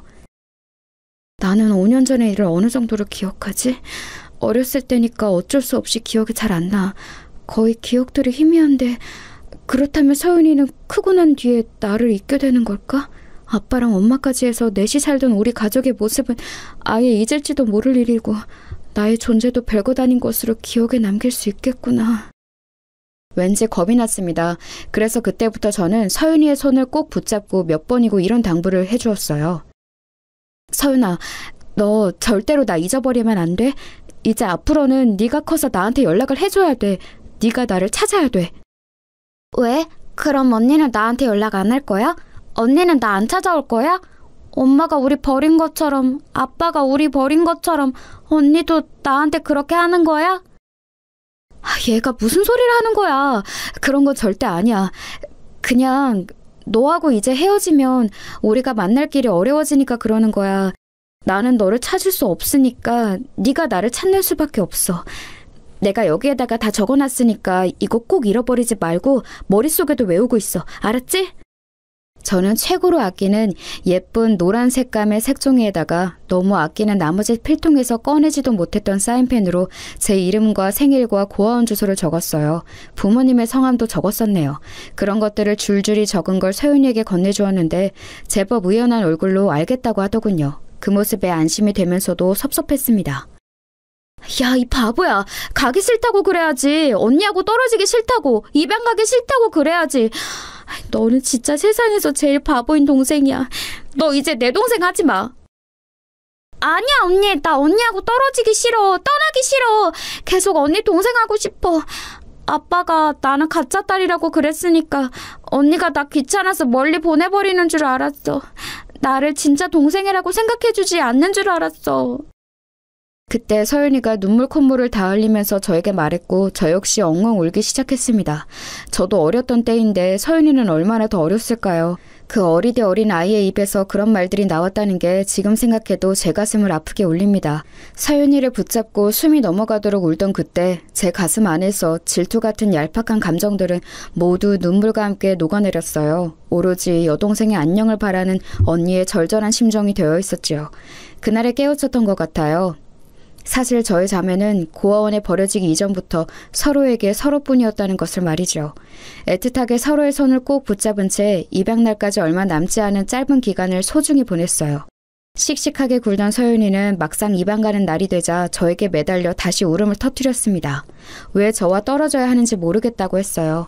선생님들이 곤란해하실 정도로 서윤이가 정신을 못 차리고 울자 저는 구석으로 서윤이를 데리고 가서 또박또박하게 전해주었습니다.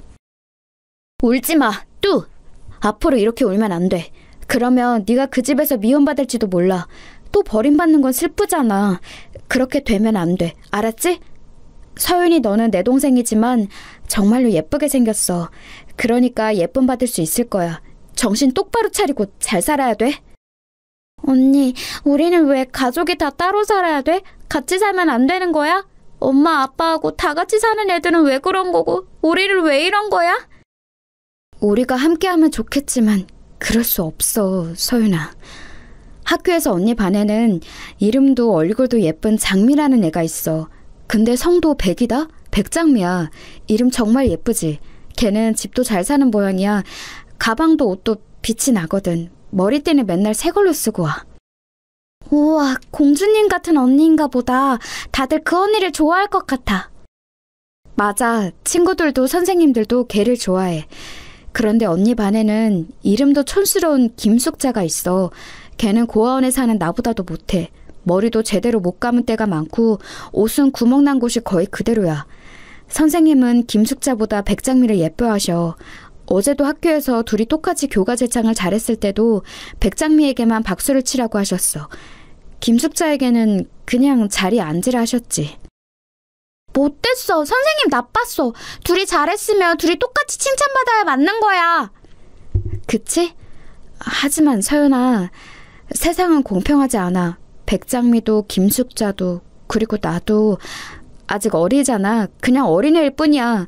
하지만 각자의 인생이 출발점부터 다른 걸 슬프지만 모를 수가 없어. 서연아, 잘 들어. 우리는 남들보다 좋은 출발을 하지 못했어. 타고난 게 없어. 싫어도 인정해야 돼. 그게 사실이니까. 그렇기 때문에 너는 가야 하고 나는 남아야 돼. 가서 잘 살아. 죽이 되든 밥이 되든 네가 여기서 남아있는 것보다 훨씬 나은 미래가 펼쳐질 거야. 저는 담당 선생님의 말 따나 많이 성숙했던 것 같아요. 어른도 쉽사리 하지 못한 이야기들을 하고 있었으니까요. 그리고 그런 이야기를 아직 이해하지 못하는 눈초리를 하고도 서윤이는 가만히 듣고 있었습니다. 저는 눈물을 마저 닦아주며 그랬죠. 서윤아, 너 전에 우리 옆집에 살던 성희 언니가 키우던 병아리 기억나? 이름이 삐약이었는데 하도 비실비실 골고거려서 금방 죽을 거라고 동네 어른들이 다 그랬었지만 안 죽고 자라서 시골집으로 갔잖아. 서윤이, 너도 삐약이처럼 버티고 살아남아. 남들이 혹시 제 입양될 때 이렇게 떠들어도 아무리 비웃어대도 무조건 이겨내면 돼. 너는 할 수 있어. 그건 솔직히 저 스스로에게 하는 다짐에 가까웠습니다. 사실 저는 여동생이 함께 있었기에 의지가 되었고 버틸 수 있었으니까요. 앞으로가 막막했기 때문에 다짐을 한 것이었죠. 제 말을 이해하지 못하지만 기억은 하겠다는 듯이 차분한 눈초리로 고개를 끄덕인 서윤이는 저와 새끼손가락을 단단히 걸고 약속했습니다. 미래를 약속한 것이었네요. 제 여동생 서윤이는 그날 오후에 입양을 갔어요. 좋은 차가 와서 멀끔하게 차려입은 부부가 서윤이를 데려가는 것을 저는 일부러 가까이 가지 않고 멀리서만 지켜봤습니다. 서윤이는 다음 생일을 맞기 전까지 저에게 편지를 붙이겠다고 하였어요. 그러려면 한글 공부를 열심히 할 거라고 제가 응원을 해줬는데 시간이 지났지만 편지는 오지 않았습니다. 저는 서윤이의 근황이 궁금해졌죠. 그런데 설상가상으로 고아원의 원장님이 집안에 큰 우환이 생기셔서 다른 분이 새로 오셨습니다. 그 이후로 많은 것이 빠르게 바뀌기 시작했어요. 속절없이 세월이 흘러갔습니다. 저는 어느새 고등학생이 되어 있었죠. 주변의 조언에 따라 대학 입시를 목표로 삼았네요. 같은 고아원 출신들은 거의 다 대학에 가지 않았습니다. 대학에 가고 직장을 바로잡고 이건 굉장히 잘 풀리는 경우라고 하였으니까요. 당시만 해도 지금과 같이 아무나 다 갈 수 있는 대학이 아니었습니다. 큰 결단을 내리고 피를 토할 기세로 공부를 했던 것 같아요. 입시 공부를 하면서 깨달은 사실인데 제가 친구들에 비해 공부머리라는 게 결코 뛰어나지 못했지만 그래도 의자에 엉덩이 붙이고 앉아있는 끈기는 제법 괜찮더군요. 버티는 것도 하나의 재능이라며 고아원에서 친하게 지냈던 아는 언니가 칭찬해 주었고 저는 더욱 열심히 하였습니다. 제가 죽을 힘으로 책상 앞에 버티고 앉아있는 것처럼 서윤이도 어딘가에서 열심히 버티며 살아가고 있을 거라고 믿었어요. 더 나은 미래를 위해 코피를 쏟아가며 공부한 저는 언감생심, 욕심내지도 못했던 명문대에 합격을 하였습니다. 저를 두고 주변에서는 인간 승리라고 불렀었네요. 대학 생활이 꿈처럼 달콤하지만은 않았고 돈 때문에 허덕여야 했으며 슬프게도 고아라는 사실 때문에 손가락질 당하는 일도 꽤 있었죠. 저는 그 이전보다 더 큰 세상을 알아가는 재미에 초점을 맞췄어요. 세상에는 이유 없이 못되고 나쁘게 구는 사람들이 있는 반면 놀랄 정도로 선한 마음을 가지고 살아가는 사람들 또한 많다는 것을 이때 알았습니다. 좋은 사람들을 놓치고 싶지 않아서 저는 움츠러들지 않고 어깨를 일부러 활짝 펴가면서 인맥을 넓혀갔던 것 같아요. 그러면서 점차 제가 고아에다가 아무런 미천이 없음에도 저라는 인격 자체만을 봐주는 좋은 친구들을 늘려갈 수 있었네요. 가족 아무도 없이 외롭고도 공부를 하며 돈까지 벌기 위해 지독하게 애를 써오며 살아온 저였기에 연애 같은 건 꿈도 못 꿔봤었지만 친구들의 응원에 힘입어 남자친구 또한 처음으로 만들어 보았습니다. 첫 연애는 대차게 실패로 끝났지만 한번 경험을 해보니까 감이 잡히더라고요. 그 다음부터는 자신감을 가지고 연애를 했고요. 제 앞가림 하나는 철저하게 할 줄 아는 저를 두고 주변에서는 정말 똑부러졌다고 평가를 해줬습니다. 저는 막연히 훗날 결혼을 하게 된다면 저보다 낫거나 최소한 제 수준으로 야무진 남자와 하게 될 거라고 믿으며 소망했었네요. 성격 확실하고 능력 좋은 남자라면 금상첨화였고요. 그러나 저는 시간이 흘렀을 때 제 친구들의 얄미운 걱정을 실현시키고 말았어요. 제 친구들이 장난스럽게 저를 향해 이런 말들을 했었거든요. 야, 서영아, 너처럼 똑부러진 여자들이 은근히 결혼해서 고꾸라지는 거 알지? 이상하게 약간 부족한 반푼이 같은 남자를 만나서 혼자 막 가정을 책임져가면서 고생하며 산다더라. 너도 조심해. 뭐? 너 진짜 너무한다. 나한테 왜 그런 악담을 해? 저번에 졸업시험 같이 쳤던 다른 애도 나한테 그런 농담을 하던데 이것들이 진짜 나를 뭘로 보고 자꾸 그러는 거야?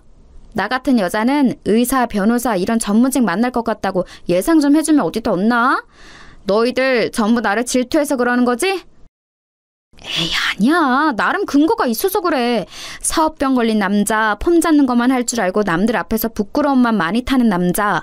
이런 남자들이 꼭 자기 마누라 속썩이면서 살잖아. 그런데 그 마누라들을 보면 꼭 그렇게 장사를 잘하고 있더라. 아니면 영업을 잘 뛰든가.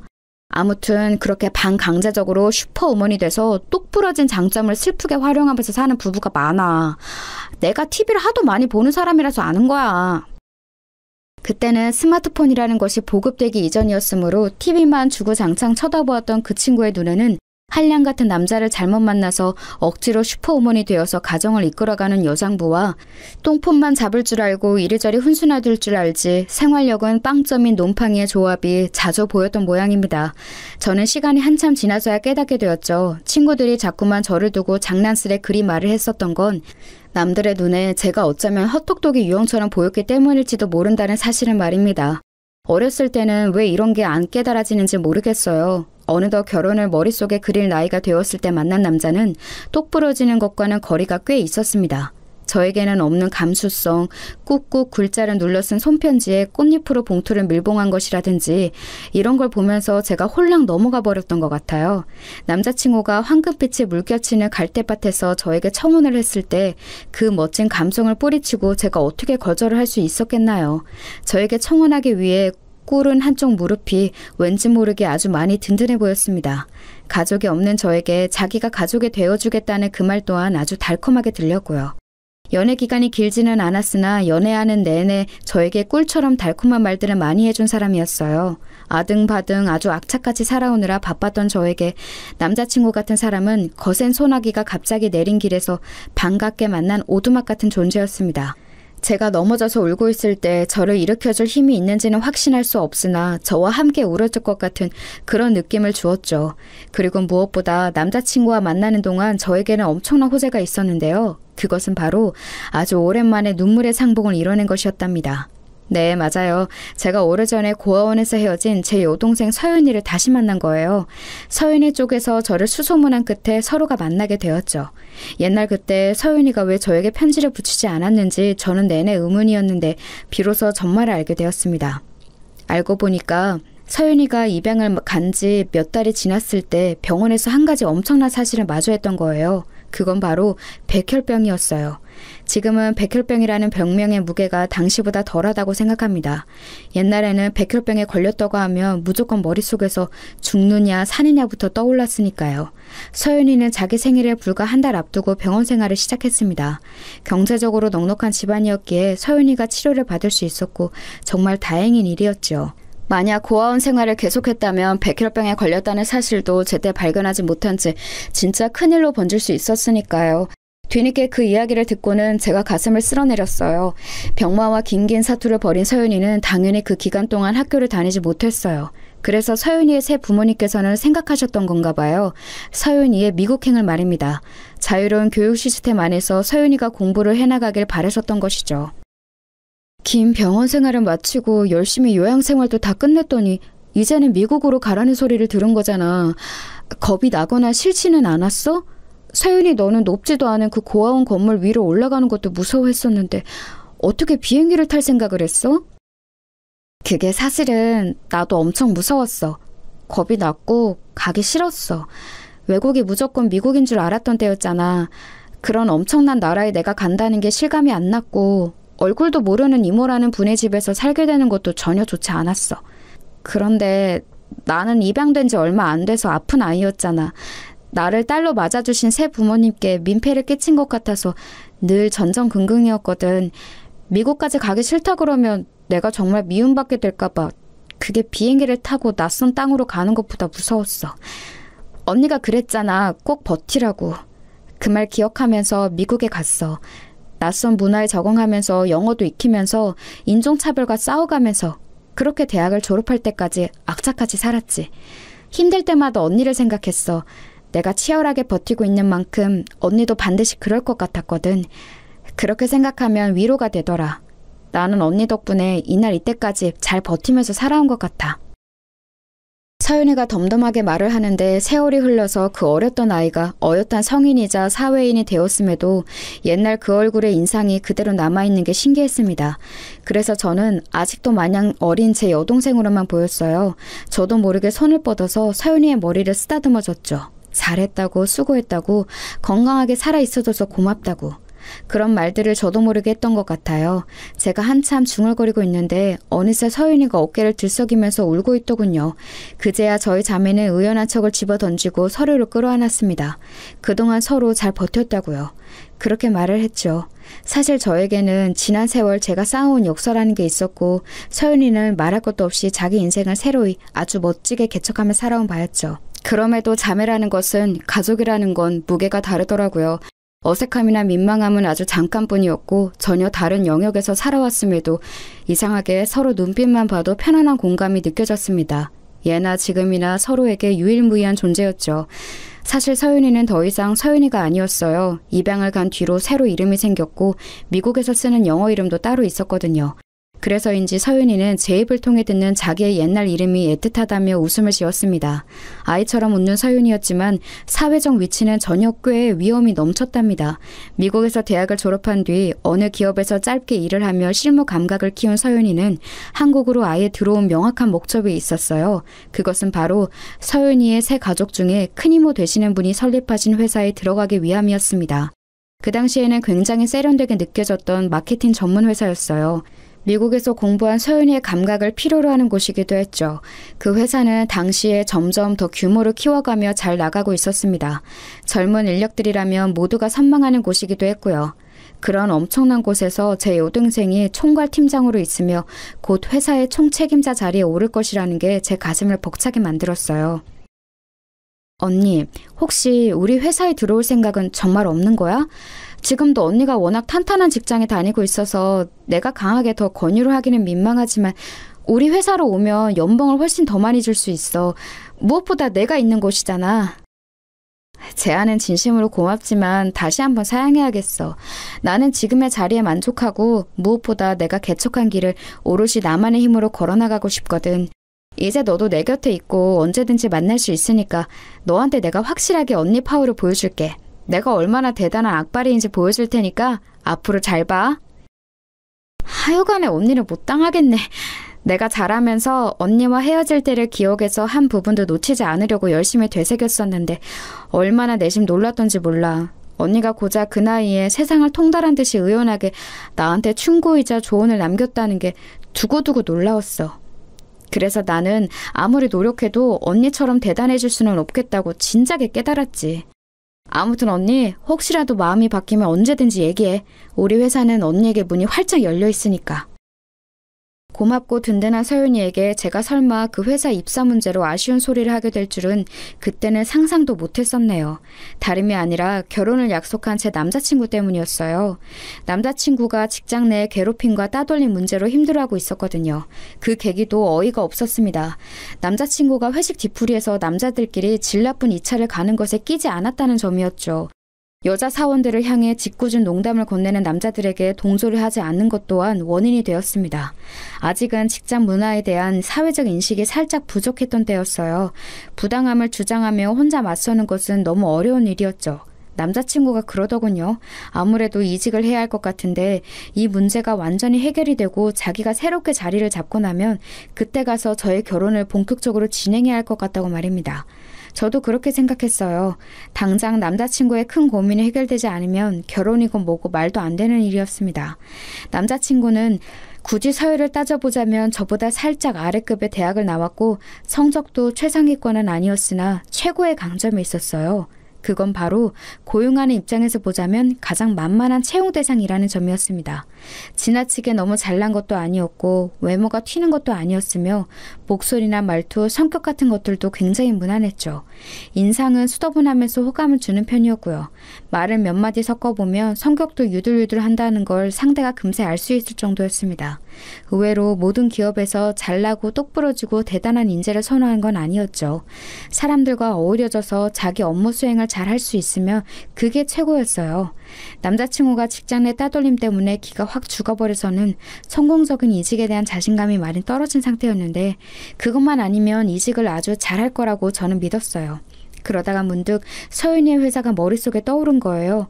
혹시 서윤이에게 말을 해볼까 하다가 제가 너무 앞서가는 것 같아서 그만두었습니다. 그런데 정말 운명처럼 남자친구가 이직을 진지하게 준비한 세 곳의 회사 중 하나가 그곳이었던 거예요. 남자친구가 열과 성을 다해 이직을 준비한다는 걸 옆에서 지켜보다가 그 사실을 알아차리고 제가 속으로는 비명을 삼켰습니다.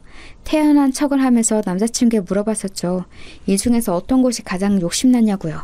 그러자 남자친구는 다른 두 곳의 이름을 가리키면서 해볼 만한 곳들이라고 평했고 서윤이의 회사를 지목하면서 도전 정신으로 부딪혀보는 곳이라고 했습니다. 대학 입시로 치자면 서윤이의 회사는 남자친구에게 있어서 상향 지원이었던 거예요.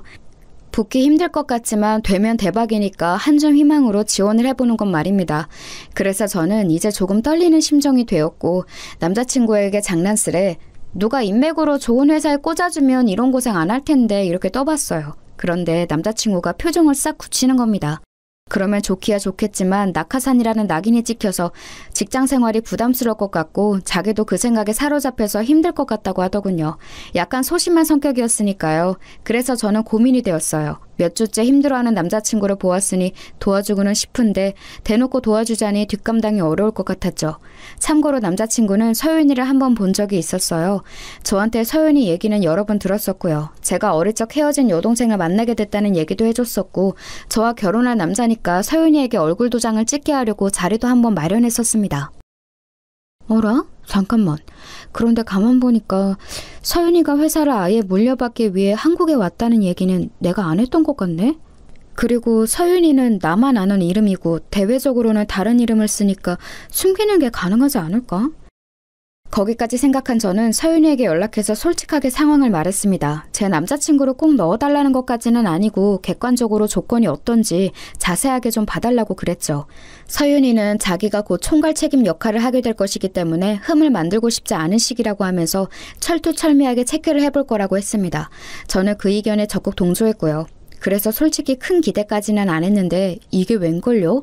남자친구가 서윤이의 회사에 덜컥 붙어버린 거예요. 기뻐서 난리를 치는 남자친구에게 어색한 맞장구를 쳐주고 나서 저는 서윤이에게 따로 연락했었죠. 대체 어떻게 된 일이냐고요. 최대한 객관적으로 봤는데 딱히 흠잡을 게 없던데? 전 직장에서 하셨던 업무도 우리가 지금 새로 구하는 자리하고 딱 맞아. 그 부서 사람들하고 왠지 성격도 잘 맞을 것 같고 적응 잘하실 것 같아서 인사 담당자와 내가 상의를 한 그때 합격시켰어. 언니, 나 잘했지? 진지하게 얘기하던 서윤이는 끝에 가서 애교를 부리더군요. 잘했으니까 칭찬해달라고 하는 말에 제가 못 당하겠다 싶었습니다. 결국 어쨌거나 제 남자친구라서 잘 봐준 셈이었으니까요. 이래도 되는 걸까 싶어서 가슴이 두근거렸네요. 이미 저질러 버렸으니 일단은 어쩔 수 없다고 생각한 뒤 눈앞에 펼쳐진 산들을 넘기로 했습니다. 결혼까지 가는 과정이라는 이름의 산들이었죠. 저는 순탄하게 예비 시댁으로부터 인정을 받을 거라고까지는 예초에 기대를 안 했었는데요. 그렇다고 해서 모욕적인 거절을 당할 거라고도 상상을 못했습니다. TV에서 종종 다뤄지는 내 아들하고 헤어져 하면서 얼굴에 물을 뿌리는 일까지는 벌어지지 않았으나 그에 비견되는 상황은 벌어지더군요. 뭐야? 양치는 뭐 하시나 봤더니 아예 부모님이 안 계신다고? 고아원 출신이라고? 에라이, 이날 이때까지 우리 아들의 선자리를 아껴온 내가 잘못이구나. 아끼다고 똥 된다는 말이 바로 이런 거였어. 이딴 근본도 없고 상대할 가치도 없는 여자를 우리 아들이 내 며느리감이라 치고 데려올 줄 알았다면 내가 진작에 어떤 수를 써서라도 장가를 보냈을 거야. 예비 시어머니 되시는 분은 거의 피를 토하신다는 심정으로 저를 반대하셨습니다. 보통 난리를 치신 게 아니었기에 인사드리러 간 자리에서 저는 드물게도 수치심으로 얼굴이 뜨거워지는 경험을 하고 말았네요. 시어머니와 며느리는 원래 어려운 관계니까 너무 낙심하지 말자고 스스로를 얼른 달랬었죠. 고부관계는 원래부터 꼬여있는 실타래 같은 것이고 그걸 풀어가냐 마느냐 혹은 더 꼬이게 하느냐 이런 것이라는 소리를 결혼한 친구에게 들은 적이 있었습니다.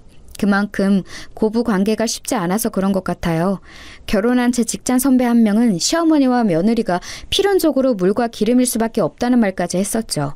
그런 말들을 떠올리면서 저는 제가 당하는 수모가 꽤 일반적인 것일 거라고 애써 위안하면서 남자친구를 향해 나는 괜찮다고 씩씩한 척을 했었습니다.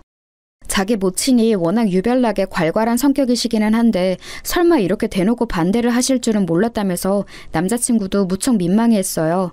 연애를 한다고 얘기를 하면 하도 간섭을 하시니까 저와 만나는 걸 집에 숨겨왔었는데 그게 후회된다고도 하였죠. 남자친구는 어떻게든 자기 모친을 설득하려 했습니다. 그때 당시 예비 시아버지 되시는 분께서는 질환으로 병원 치료를 받고 계셨는데 바로 이 점을 들어서 남자친구는 이럴 때 아버지께 희소식을 전해드리고 싶다고 주장하였으나 오히려 예비 시어머니의 화를 더 사고 말았네요. 오호라, 우리 집 양반이 때마침 아파서 골골거리고 있으니까 딱 이때를 틈나서 결혼을 해치우려고 작정을 한 거였구먼. 고아원 출신 주제에 제법 대학도 잘 나오고 직장도 그럴싸한 곳에 다니고 있어서 보통 내기가 아니겠다고 짐작을 했는데 역시 나였어. 보통 영약한 게 아니야. 저를 색안경을 쓰고 바라보시는 그분의 태도 때문에 저는 속이 꽉 막힌 듯 답답했습니다. 살면서 그렇게 저자세로 나가본 적은 처음이었던 것 같아요. 앞으로 똑소리 나는 며느리가 되어 보이겠다고 하면서 그분께 머리를 숙여 읍소를 했었죠. 팔은 안으로 굽는다고 자기 모친이 열렬히 반대를 하면 남자친구의 기세도 결국 꺾일까 봐 걱정이 됐거든요. 하지만 그럼에도 결코 쉽지 않았습니다. 네가 양심이라는 게 있거든. 가만히 생각을 해봐라. 너는 이미 고아원 출신이라는 것부터가 마이너스인데 네가 잘났다고 해도 우리 아들보다 잘났니? 아니잖아. 우리 아들 이번에 얼마나 근사한 곳을 이직했는지 너도 잘 알지? 당연히 그걸 알고서는 눈이 돌아가서 우리 아들과 결혼하려고 혈안이 된 것이겠지만 두 사람의 점수 차이가 너무 극심하니까 결혼을 하기에는 영 불공평하다고 나는 생각이 드네. 점수 차이라는 말씀을 하시니까 제가 고아원 출신이라는 딱지를 지을 수 있는 것도 아니니 저는 솔직히 드릴 말씀이 없어지네요. 그런데 이 세상에서 점수 차이가 아름답게 나는 남녀가 몇이나 될까요? 모든 조건이 비등비등하기는 쉽지 않고 또 그렇다고 해서 그 결혼이 순탄할 거라는 보장도 없다고 생각합니다. 오히려 서로 비슷하기에 마찰이 더 일어날 수도 있겠죠. 그건 네 말이 맞다만 그래도 이건 내 입장에서는 도저히 화딱지가 나서 그냥 허락을 해줄 수가 없어. 원래 여자한테 잘못 빠지면 눈이 휙 돌아가는 게 남자라는 동물이니 우리 아들은 불쌍한 환경에서 자란 너를 치근하게 보고 동정심을 발휘했다고 치자. 그런데 너는 뭐야? 너는 왜 양심도 없이 거기다 대고 맞장구를 쳐주고 있어? 그러면 안 되는 거 아니니? 되고 안 되고라는 이분법적인 논리로 남녀 관계를 설명할 수 없다고 저는 봅니다. 그리고 말씀하신 것처럼 그 사람이 정말 너무도 착하고 마음도 여려서 저에게 동정심을 가져준 걸지도 몰라요. 그럼에도 저는 그 마음이 따뜻하게 느껴지더라고요. 그 관심과 애정에 저는 열과성을 다해서 보답하고 싶어졌어요. 결혼하면 정말 잘 살 자신이 있습니다. 역시나 보통 내기가 아니야. 새치어를 차분하게 놀리는 모양이 아주 심상치가 않아. 물러 빠진 우리 아들이 혹시 앞으로 손해보고 사는 건 아닌가 싶어서 걱정이네. 혀를 쯧쯧 차시면서도 저를 향한 적개심이 확연히 줄어들어 계신 게 보였습니다. 뭐 이딴 게 있냐고 하시면서도 저를 향해 더 이상 지적할 부분들이 없으신지 그 이후로는 약간 조용한 행보를 보이셨어요. 그러더니 며칠 후 남자친구를 통해 저희 재직증명서와 급여명세서 같은 걸 보고 싶다고 요청을 해오셨습니다. 저는 거리낄 게 없어서 그렇게 따라 준비를 했는데 남자친구에게 그걸 다 전달해주고 나니까 약간 이상한 기분이 들더라고요. 이런 것쯤은 남자친구가 중간에서 자기 모친을 제지해줄 수 있는 게 아닌가 싶었거든요. 그런데 자기 모친의 요청을 저에게 그대로 전달하는 걸 보면서 착해서 좋다고 여겼던 유순한 면들이 결혼하고 나면 답답하고 속 터지는 면들로 보이겠구나 하는 판단이 처음으로 섰습니다. 뭔가에 홀린 듯 남자친구와의 결혼을 위해 달려오느라 앞만 봤는데 차분하게 생각이라는 걸 정리해본 거죠. 분위기에 휩쓸려서 홧김에 결혼했다가 금세 후회했다는 직장의 어떤 분 이야기도 떠올랐습니다. 제가 왠지 모르게 심란해졌을 때였어요. 예비 시어머니 되시는 분의 허락이 떨어진 겁니다. 저를 며느리로 받아주시겠다며 결혼 준비에 들어가자고 하셨어요.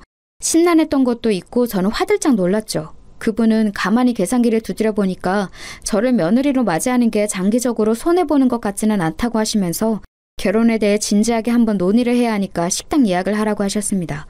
고아원 출신이라 그런 걸까요? 저는 이런 뉘앙스를 읽는 것에는 눈치 백단인 편이었어요.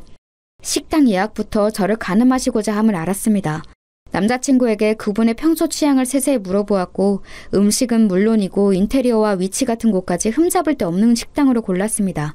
약속된 당일 예비 시어머니께서는 식당에 들어서시면서 제법이네 라는 표정을 짓고 계셨죠. 성공이다 싶었어요. 이제 문제될 것은 없을 줄로 알았습니다. 서연이에게도 이쯤이면 결혼 얘기를 자세하게 해줄 수 있겠다 싶어서 제가 속으로 즐거워하고 있을 때였어요. 제가 자연스레 여동생 이야기를 꺼냈는데 그분의 표정이 확 굳어지는 겁니다. 여동생? 부모도 형제도 없는 거 아니었어? 고아원에서 헤어진 여동생을 지난해에 다시 만났다고? 결혼 얘기를 이미 여동생에게 꺼냈고 내일 만나서 자세한 결혼 이야기를 전해줄 거라고? 하하, 이런 어이없는 상황을 다 보았나. 기껏 고아 하나 걷어주려고 선심 쓰기로 결정했더니 웬 여동생? 걔는 뭐하는 얘라니? 돈이나 좀 버니? 혹시 너한테 기생하며 사는 건 아니지? 저보다 5살 아래고요. 나이에 비해 능력이 좋아요. 민폐가 될 일은 결코 없을 거예요. 그런데 제 여동생이 만약 돈을 좀 못 번다고 해도 저는 상관없이 제 여동생을 아끼고 사랑할 거예요. 제 여동생의 존재가 무슨 큰 문제라도 되나요? 당연하지. 너 잘난 우리 아들하고 진짜로 결혼하고 싶거든. 네 여동생이지 않은 건 내다버리고 앞으로 우리 집안에 그 냄새 묻힐 생각도 하지 마. 고아라는 배경도 그렇고 직장도 훨씬 멋진 우리 아들에 비해서 네가 기우는 결혼이니까 너는 앞으로 우리 집안 입맛대로 맞춰서 살면 되는 거야. 네 여동생에 끌 필요가 없어. 멀리 치워버려. 그때 제 이성이 또 끊기는 게 여실히 느껴지더군요. 인상을 찌푸리시는 그분의 얼굴을 가만히 보다가 천천히 제 옆자리의 남자친구를 쳐다봤어요. 저에게 난처한 눈빛을 보내고 있었죠. 그 눈빛의 의미를 저는 알 것 같았습니다. 우리 엄마 말대로 해 라는 표시였어요. 우유부단한 모습도 착하고 순해 보여서 참 좋았는데 이제는 그게 찌질해 보였습니다. 저는 피식 웃으면서 가방을 뒤져 명함 하나를 꺼내 테이블 위로 올려두었어요. 남자친구가 그걸 먼저 알아봤고 예비 시어머니께서도 놀란 얼굴이 되셨죠. 이게 뭐야? 여긴 우리 아들 회사잖아? 대표 명함? 너 혹시 이 회사 대표하고 아는 사이였니? 그 대표가 제 여동생이에요. 멀리 치워버리라고 하신 바로 그 여동생이요. 저는 이만 가볼게요. 계산하고 가겠습니다. 앞으로 뵐 일은 없을 거예요. 두 사람이 충격에 얼어붙었을 때 저는 자리에서 일어났습니다. 남자친구가 손을 덜덜 떨면서 제 팔을 잡더군요. 설명을 요구하는 눈빛을 보고 저는 그 손길을 거칠게 떼어냈어요. 내 여동생 옛날에 입양 간 거 알고 있지? 그래서 내가 부르는 거 말고 이름이 따로 있어. 얼마 전 그 회사 대표 자리에 오른 그 이름이 내 여동생 이름 맞아. 아, 혹시 내가 낙하산 태워준 건지가 궁금해? 그것도 맞아. 하도 간절해 보이길래 내가 여동생한테 부탁을 넣었지. 그런데 지금은 후회되네. 제가 간결하게 말하고 돌아서자 이번에는 그 모친의 저를 붙잡으며 두 손을 모아 싹싹 빌었습니다. 이토록 놀라운 태도 변화에 저는 기가 막혔네요. 실언을 한 걸 용서해달라며 낯빛이 완전히 창백해지신 채로 저에게 빌고 또 비셨습니다. 부모한테 버림받았으면서 자매가 어쩜 이렇게 둘 다 능력들이 좋았니? 둘 다 천재인 거 아니니? 내가 그런 것도 못 알아보고 아까 개소리를 좀 짓거렸지. 미안하다. 내가 살짝 노망이 왔나 봐. 우리 아들의 뒤에서 네가 힘을 써줬었다니. 세상 천재 이런 완벽한 신부감이 있을까?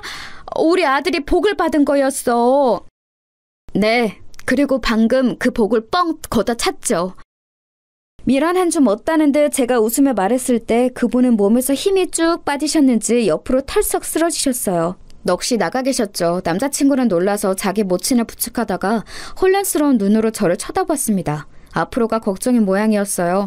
저는 더 상대 안 하고 나왔네요. 바로 여동생에게 연락해서 만났어요. 모든 일을 다 털어놨더니 서윤이는 분노를 금하지 못하면서도 자기 명함을 꺼내들어서 제가 대처한 것만은 속이 시원하다고 해줬습니다. 언니, 나이 먹었다고 급하게 결혼하려고 하지 마. 결혼 생활이라는 게 아주 어려운 일인 걸 우리는 알고 있잖아? 직접 눈으로 보고 겪어봤으니까. 서윤이의 말이 맞았습니다. 결혼이라는 무게를 내려놓고 마음 편하게 사는 게 나을 것 같더라고요. 그 이후로 저는 남자친구와 헤어졌어요. 결혼을 꿈꿨던 사이였건만 헤어지고 나니까 그냥 남이 되는 것에 허탈하더군요. 저에게 울면서 매달렸으나 제 마음은 이미 떠나 있었습니다. 여동생 회사에서는 그 사람이 몇 달 뒤 자진 퇴사했어요. 정신적으로 강인하지 못한 사람인데 자기가 낙하산이었다는 사실에 충격을 받았을 뿐더러 제 여동생 회사니까 눈치가 보여서 전전긍긍이었나 보더라고요. 하도 신경을 많이 써서 스트레스성 위험이 크게 도졌고 회사 생활이 어려워져서 눈물을 머금고 퇴사를 한 거였죠.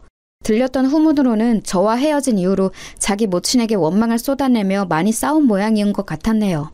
아무튼 그렇게 인연의 막은 내렸습니다.